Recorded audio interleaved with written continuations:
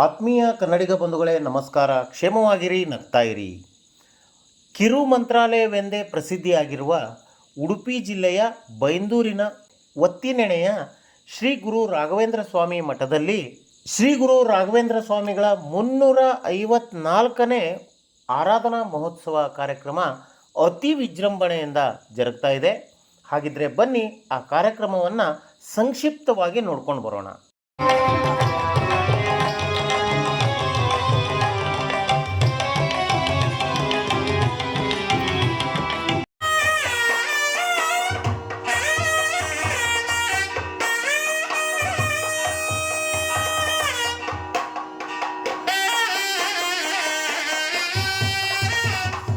ಇದೇ ವರ್ಷ ಅಂದರೆ 2025 ಮೇ ತಿಂಗಳಿನಲ್ಲಿ ನವೀಕರಣಗೊಂಡ ಶ್ರೀಮಠದಲ್ಲಿ ಶ್ರೀ ಗುರು ರಾಘವೇಂದ್ರ ಸ್ವಾಮಿಗಳ ವೃಂದಾವನವನ್ನು ಪುನರ್ ಪ್ರತಿಷ್ಠಾಪಿಸಲಾಯಿತು. ಈ ಪುನರ್ ಪ್ರತಿಷ್ಠಾಪನೆಯ ನಂತರ ಜರುಗುತ್ತಿರುವ ಅತ್ಯಂತ ವಿಶೇಷವಾದ ಈ ಆರಾಧನಾ ಮಹೋತ್ಸವದಲ್ಲಿ ಪಾಲ್ಗೊಳ್ಳಲು ಸಾವಿರಾರು ಅಂದರೆ ಸಹಸ್ರ ಸಂಖ್ಯೆಯಲ್ಲಿ ಭಕ್ತಾದಿಗಳು ಶ್ರೀಮಠಕ್ಕೆ ಆಗಮಿಸಿದ್ದರು. ನಿನ್ನ ಸ್ಮರಣೆ ಮರೆತುಕೊಳ್ಳದ ಎನ್ನ ಮನಸ್ಸು ಶುದ್ಧಿ ಮಾಡು. ಕೃಪೆಯ ಮಾಡಿ ಕಾಯು ಗುರುರಾಘವೇ, ಕೃಪೆಯ ಮಾಡಿ ಕಾಯು ಗುರುರಾಘವೇ, ಕೃಪೆಯ ಮಾಡಿ ಕಾಯು.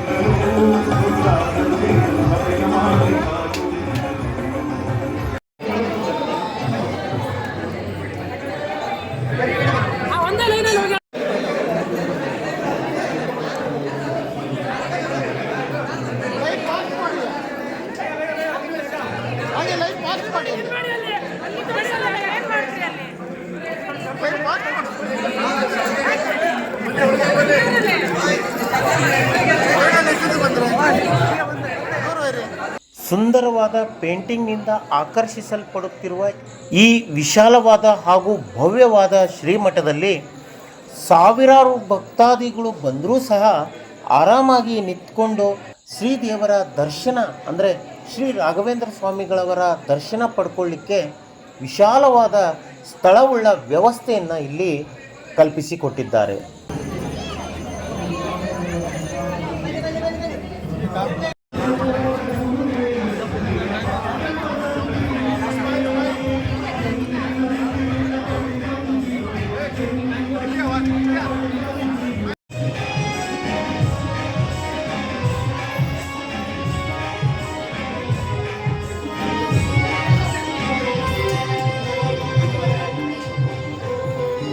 ಪುರಾತನ ಕಾಲದಿಂದಲೂ ಈ ಹಿಂದೂ ಧರ್ಮದಲ್ಲಿ ಅನ್ನದಾನ ಅಂತಂದರೆ ಅದಕ್ಕೊಂದು ವಿಶೇಷವಾದ ಪ್ರಾಮುಖ್ಯತೆಯನ್ನು ಕಲ್ಪಿಸಿಕೊಟ್ಟಿದ್ದಾರೆ.